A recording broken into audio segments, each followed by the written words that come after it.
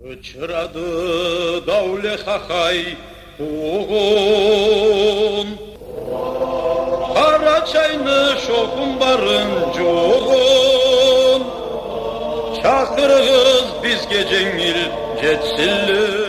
О Горской республике, 1921 год, и ее фальшивой карте на Википедии. Ахмат Салпагаров, ноябрь 2022, январь 2023 год. Пункт 1. Горская автономная советская социалистическая республика, ГАССР, декретом в ЦИК была образована 20 января 1921 года для представителей 6 народов: карачай-балкар, кабардинцев, осетин, чеченцев, ингушей и терских казаков. Надо сказать, что в первой половине 20 века казаки еще считали себя отдельным нерусским народом, и потому большевики для казаков также образовали казачий Сунжинский округ в составе Горской республики. Из 6 народов только у карачай-балкар, наряду с этническим общим самоназванием Алан, и было и есть другое географическое самоназвание Таулу, то есть горец. Равнинные карачай-балкары и кумыки назывались Тюзлю, то есть равнинные. Таким образом, название Горское соответствует карачаево-балкарскому самоназванию Таулу. Более того, название Горской республики происходит от более древнего обозначения горной и предгорной местности Северного Кавказа, как горная страна в описаниях и картах предыдущих веков. Например, Ивлия Челеби в 1664 году совершил путешествие по Кавказу и описал карачаевцев-балкарцев и предгорный Кавказ в своей главе под названием «Огромная страна Таустан». Карачаевский национальный автономный округ является первым основателем ГССР, потому что Карачаевский округ был образован 27 ноября 1920 года. Почти на 2 месяца раньше самой Горской республики, став первой национальной автономией среди северокавказских народов. Пункт 2. Догорская ССР во время Гражданской войны. На тех же территориях провозглашались автономная Терская Советская Республика, март 1918, Северокавказская Советская Республика, июль 1918. Небольшевистские независимые Горская Республика, ноябрь 1917, Республика Союза горцев Северного Кавказа, май 1918, Северокавказский Эмират, сентябрь 1919. Вот эти объединенные республики, возникшие в 1917-1919, показывают, что главным в поведении лидеров северокавказских народов разных политических ориентаций, исламской, буржуазной, большевистской, было желание объединить северокавказские народы. Поэтому большевики были вынуждены учитывать настроение северокавказских народов и провозгласили Объединенную Горскую Республику для 6 народов. Однако Горская Республика распалась после выхода из нее Кабарды, отделившей от остальных округов Карачай и Балкарию. Но главной причиной распада стала боязнь Сталина, что Объединенная Горская Республика преобразует преобладающее мусульманское население республики в одну сильную нацию, которая станет буфером между Грузией и Россией. При том, что в начале 20 века языком межнационального общения, обучения мусульманских народов был тюркский. И новообразованный народ Горской Республики вынужден был бы сделать тюркский язык общереспубликанским языком обучения и общения. Иосиф Сталин в те годы был наркомом, министром национальностей и полностью определял большевистскую национальную политику партии большевиков. Именно Сталин является идеологом, архитектором всех национальных автономий и их границ. Пункт 3. На фото номер 1 исправленная карта ГССР в ответ на фальшивую карту номер 2 из Википедии в статье «Горская автономная социалисти Чёская Советская Республика». Адыгские фальсификаторы, район между Карачаем и Балкарией, на котором расположены древние Карачаево-балкарские села Хасаут, Кёнделен, Хабас, приписывают к Кабарде, закрашивая ее зеленым цветом. Любому разумному человеку ясно, что Карачаево-балкарские села Хасаут, Кёнделен с населением по 2-3 тысячи человек и село Балкарское Хабас с населением менее 1 тысячи. Чел и прилегающими к ним территории бассейна реки Малка не могли включаться в Адыгский национальный округ Кабарда. Тем более национальные автономные округа Карачай и Балкария были образованы раньше Кабардинского округа. Это значит, Балкарский национальный округ включал в свой состав Кёнделен, Хабас с прилегающими территориями и кашарами, а Карачай включал в свой состав древний 300-летний Хасаут с прилегающими территориями и кашарами. Лично я от известного карачаевского историка и собирателя преданий и пословиц, автора нескольких книг, человека с энциклопедической памятью Солтана Чернаевича Алиева слышал, что на летних пастбищах Ауар-Сырта и в районе Малки в 1920 году было 112 карачаевских летних и постоянных кошар. Кроме этого, в 1921 году, когда образовывались национальные округа, люди жили патриархальным укладом и со слов своих дедов помнили, что 93 года назад, а именно в 1827-1828 годах, до включения Карачая и Балкарии в состав России, население Кабарды, состоящее из тюрко-кабардинской аристократии и адыго-кабардинского крестьянства, основной частью проживало к северу от Кавказской линии. А Кавказская линия проходила по линии Владикавказ, Нальчик, Кисловодск. Желающие могут посмотреть месторасположение Большой Кабарды на генеральной карте Кавказской области и земель горских народов 1825 года, составленной полковником Педышовым. На упомянутой карте Большая Кабарда расположена к северу от Кавказской линии, вытянувшись в длину между Георгиевском и Прохладным на 65 километров и в ширину 20 километров. Другими словами, в 1825 году, перед вхождением Карачая и Балкарии в состав России, Большая Кабарда занимала площадь около 1300 квадратных километров. Это значит, что площадь Большой Кабарды в 3 раза меньше площади одного лишь Карачаевского района. Пункт 4. И это еще не все. Главную роль в Большой Кабарде и Малой Кабарде играла тюрко-кабардинская знать, а независимое от нее адыгское крестьянство. Например, только один владетельный кумыкский кабардинский княжеский род Бековичей Черкасских владел почти 1000 квадратных километров вокруг нынешнего кумыкского села Кизляр, что в составе Осетии.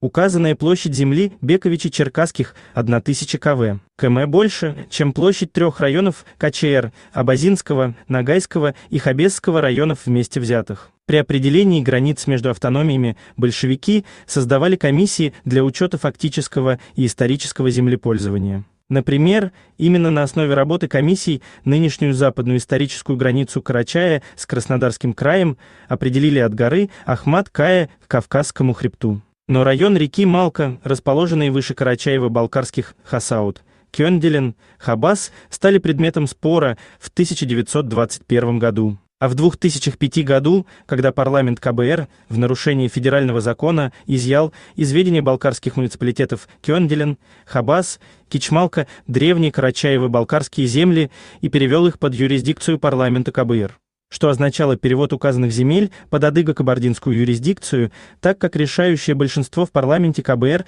составляют адыго-кабардинцы. Основанием решения были спекуляции на основании того, что некоторые кабардинские князья в конце XIX века арендовали казенные земли Российской империи в районе реки Малка и Ауар-Сырта и передавали в субаренду карачаевцам и балкарцам. А казенными землями, то есть государственными, эти земли стали уже после присоединения Карачая к России. Тем более на этих землях в 1920 году уже многие столетия существовал Хасаут, Исхаут, и многие десятилетия существовали села Кёнделен и Хабас. На основании вышеизложенного адыго-кабардинцы не имели никаких исторических и реальных прав на Карачаево-Балкарские земли, расположенные южнее Кавказской линии 1825 года. Тем более не имели таких прав и не могли в 1921 году включать в Адыгский кабардинский округ земли, расположенные вокруг Карачаево-Балкарских сел Хасаут, Кёнделен, Хабас, как они закрашивают сейчас на фальшивой карте в Википедии.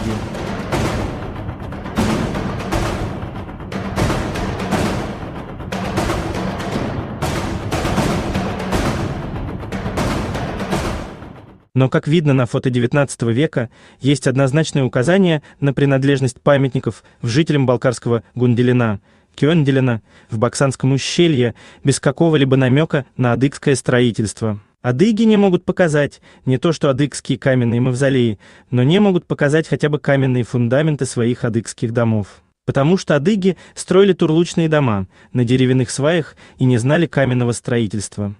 В адыгском языке нет собственного слова «мавзолей». Адыги используют заимствованное из карачаево-балкарского языка слово «кёшине», в адыгской адаптации звучит как «чещане».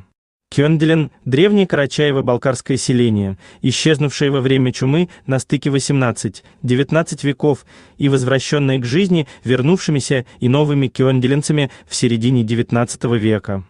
Карачаево-балкарские кёшини мавзолеи 17-19 веков сохранились в Большом Карачае и Чегемской Балкарии. Но адыги не могут предъявить адыгские мавзолеи на своей этнической территории адыгов на Черноморском побережье, где проживало большинство адыгов до включения их в состав России. Более того, тюркские мавзолеи, развившиеся из скифских, меотских, майкопских курганов, распространены по всей территории тюркского мира. В Турции они называются тюрбе, в Казахстане называются кёсине. Сравни казахское кёсине с карачаево-балкарским кёшине. Самый известный тюркский мавзолей – это великолепный Тадж-Махал, включенный в список ЮНЕСКО как мировое культурное наследие человечества. Еще более древним селением является карачаевское село Хасаут, полное название Хасуурт, древнее название Исхауат или полное название Исуурт. В начале топонима слово «ис», которое является именем скифов из «иш» или «искуза» – «ишкуза», наравне с «аэс» – «аш» или «аскут» – «ашкус». В Балкарии до выселения 1944 года было село с подобным названием Ишканты. Село Исхаут-Хасаут начало образовываться 500 или 400 лет назад из семей, изгнанных из Большого Карачая. Через несколько поколений село обзавелось постоянным населением и разрослось. И считается, что к началу 20 века возраст села был минимум 300 лет. Но карачаевцы долго помнили, что основоположниками села были изгнанники и часто подшучивали над хасаутцами, считая их ненадежными. На фото конца XIX века попали сразу две мечети. Одна соборная мечеть, другая квартальная. Данный факт говорит о том, что население села было немаленьким. Сход сельчан в селе Хасаут. На данном фото, как и на предыдущем в кадр, попали две мечети, что идентифицирует фото-село как Хасаут. Остатки фундаментов и стен домов Хасаута, Исхауат, 19 и 20 веков. Остов каменной мечети села Хасаут, построенный в начале 20 века.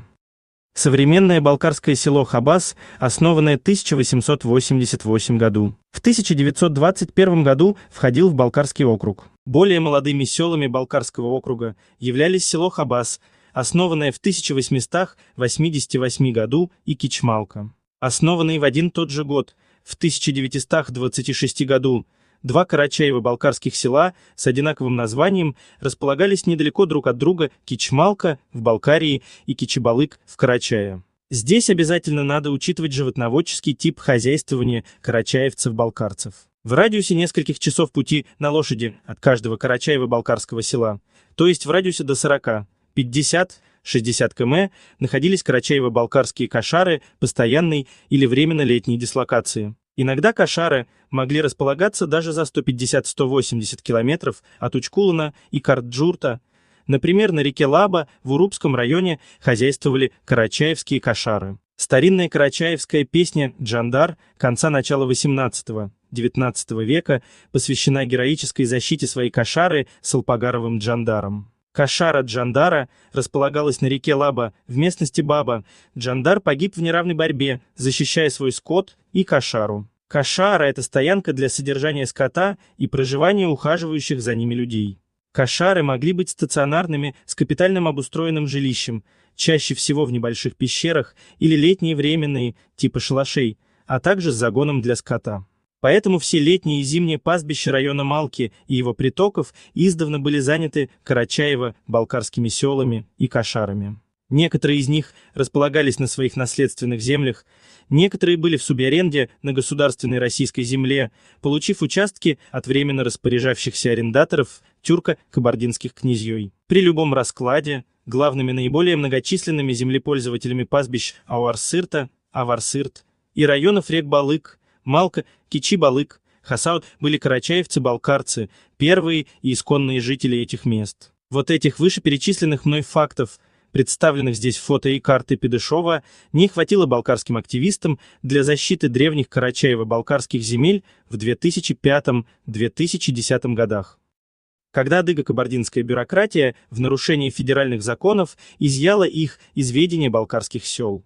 Адыго-кабардинская бюрократия и лживые историки координированно давили на федеральный центр. В отсутствии карачаево-балкарских доводов адыго-кабардинские бюрократы пугали центр народным выступлением адыгов.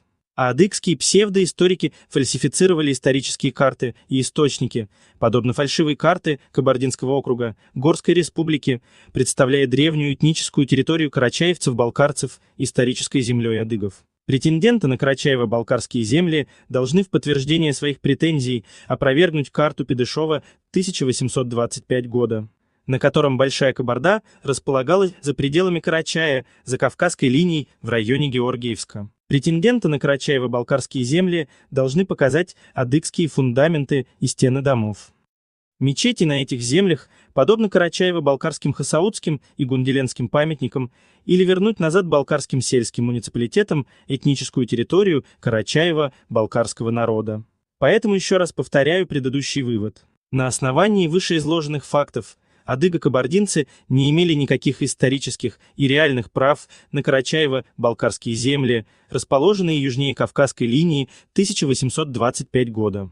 Тем более не имели таких прав и не могли в 1921 году включать в Адыгский кабардинский округ земли, расположенные вокруг карачаево-балкарских сел Хасауд, Кёнделен, Хабас, как они закрашивают сейчас на фальшивых картах Адыгской Кабарды.